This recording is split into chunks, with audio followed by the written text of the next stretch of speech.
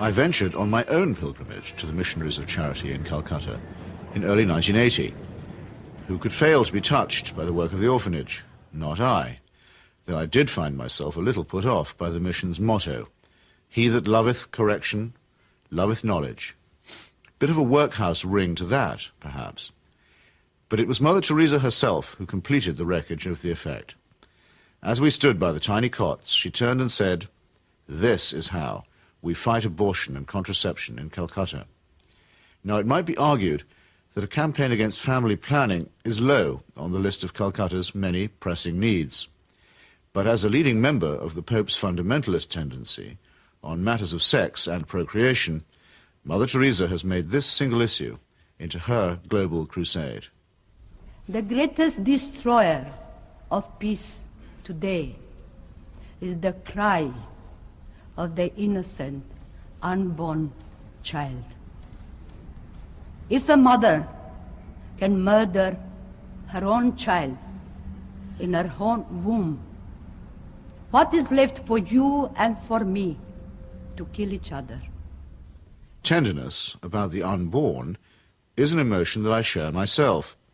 But tenderness about the unborn also becomes an overtly political matter when it's preached by a presumable virgin who also campaigns against birth control.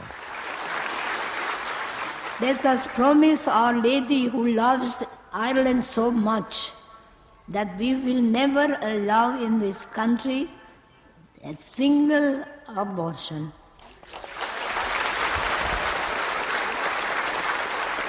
And no contraceptives. Mother Teresa has no politics, so she maintains, and so many people believe. But when she came to London in 1988, ostensibly as an advocate for the homeless, she bent the ear of the Iron Lady and sought to steer her to the support of a bill limiting abortion. The sponsors of that bill, who arranged the meeting, were in no doubt that her intervention was political. She's not a party political figure, but she's a political figure in the sense that, A, she is part of what may be called the Catholic agenda, the broader Christian right agenda, and the Catholic Church has been following what has generally been considered a hard-line approach under the present Pope. Now, she's part of that agenda, and that is fairly political agenda. I mean, you know, no abortion, opposition to birth control, ideas like that are fairly, you could say they would be contested in the political arena. And the second factor is that she is also part, if you like, of the Western agenda, where the West is still part of the third world. The rich world has a poor conscience. It wants, in fact it needs, to think that someone, somewhere, is doing something about the third world. And the Mother Teresa myth ministers to this desire. Here is a Western woman who has forsaken her life, albeit whatever life she might have had in Albania, you know, for sacrifice herself for the people of the third world. It makes the West feel better, you know. This is one of us again, once again rescuing the third world. Raising the roof. Yes, raising the roof. He's got his rations. Yes, he's got it, he's cleaning it. And then pecho shop. In the subliminal appeal that she generates, there is something of the mission to the heathen, something of the old colonial outpost, and something of Florence Nightingale. While in the silent and abject demeanour of her patients, there is something of the deserving poor. The Great White Hope, in this iconography, takes on the big black hole. And the rewards are by no means all in heaven.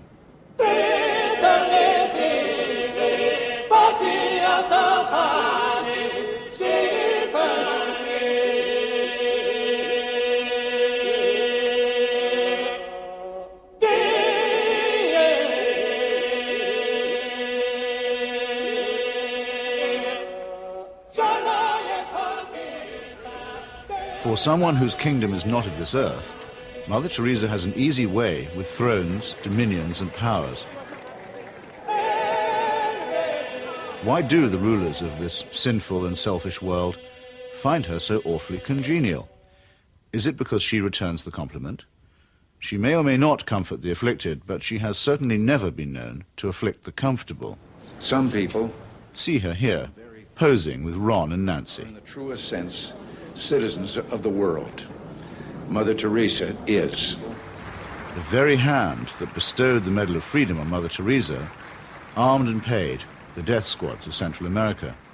Accepting the award, with her customary modesty, on behalf of all the world's poor, she croaked, "I never realized that you loved the people so tenderly." I must say, I hadn't noticed that either. Reagan's proxies murdered, among many others, 4 American nuns and the Catholic Archbishop of San Salvador at the very moment that he was celebrating Mass. But, visiting the slaughterhouse states of the region during that period, Mother Teresa found nothing untoward.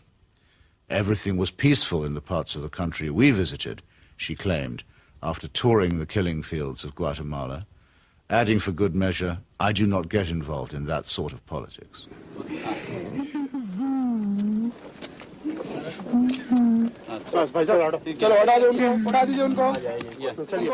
In 1984, a ghastly chemical spill from the Union Carbide plant in the Indian town of Bhopal took 2,500 lives and poisoned thousands more.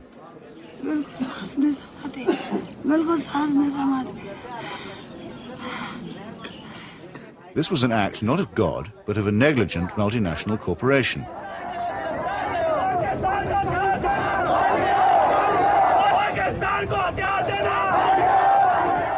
Mother Teresa's advice to the angry victims? Forgive. Forgive.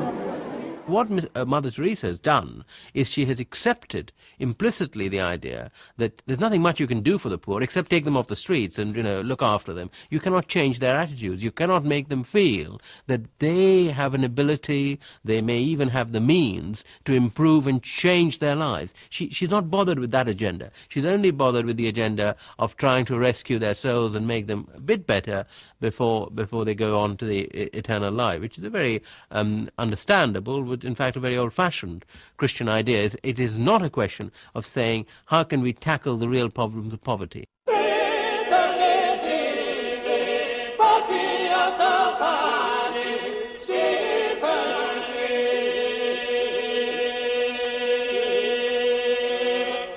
Like most people who claim to be apolitical, Mother Teresa is in practice and in theory an ally of the status quo, and when the status quo is threatened, a trusted ally of the conservative forces. This places her in bold contrast to those, even among the religious, who have rejected the fatalistic and submissive conclusions about poverty that are promulgated by Catholic traditionalists like her.